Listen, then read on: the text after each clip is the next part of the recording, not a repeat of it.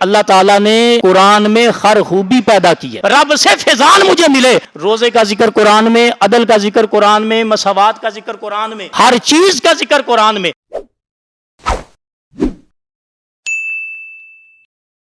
اللہ تعالیٰ نے قرآن میں ہر خوبی پیدا کی ہے قرآن میں، اور اسی لیے تو اللہ نے کہا نا لا رطب ولا یابس الا فی کتاب مبین. کوئی اور خشک اور تر چیز ایسی نہیں جس کا ذکر ہم نے قرآن پاک میں نہیں کیا، یا جس کو ہم نے قرآن مجید میں نہیں رکھا. تبیان لکل شیء، قرآن ہر چیز کا بیان ہے. قرآن پاک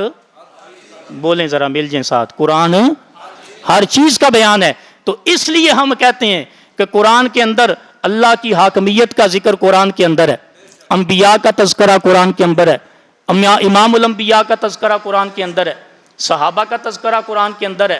اولیاء کا تذکرہ قرآن کے اندر ہے، شہداء کا تذکرہ قرآن کے اندر ہے، انعام یافتہ لوگوں کا تذکرہ قرآن کے اندر ہے، نماز کا ذکر قرآن میں، زکوٰۃ کا ذکر قرآن میں، حج کا ذکر قرآن میں، روزے کا ذکر قرآن میں، عدل کا ذکر قرآن میں، مساوات کا ذکر قرآن میں، سچائی کا ذکر قرآن میں، جھوٹ کا ذکر قرآن میں، غیبت کا ذکر قرآن میں، اخلاق کو تباہ کرنے والی باتوں کا ذکر قرآن میں، آپ کو صراط مستقیم پر لگانے والی باتوں کا ذکر قرآن میں، ہر چیز کا ذکر قرآن میں، اسلام کا ذکر قرآن میں، ایمان کا ذکر قرآن میں، اس پر ملنے والے انعام کا ذکر قرآن میں. اللہ نے فرمایا وَاعْتَصِمُوا بِحَبْلِ اللَّهِ جَمِيعًا، جو یہ چاہتا ہے کہ میں ان ساری باتوں کو حاصل بھی کروں، خوبیاں بھی مجھے مل جائیں، اللہ سے انعام بھی مجھے ملے، اکرام بھی مجھے ملے، میں سیدھے رستے پر چل بھی جاؤں، ثابت قدم بھی ہو جاؤں، اور ثابت قدم ہو کر جنت تک پہنچ جاؤں، اپنے نبی کی سنگت حاصل کروں، رب سے فیضان مجھے ملے، وہ آئے. اللہ نے ایک ایسی کتاب عطا فرما دی ہے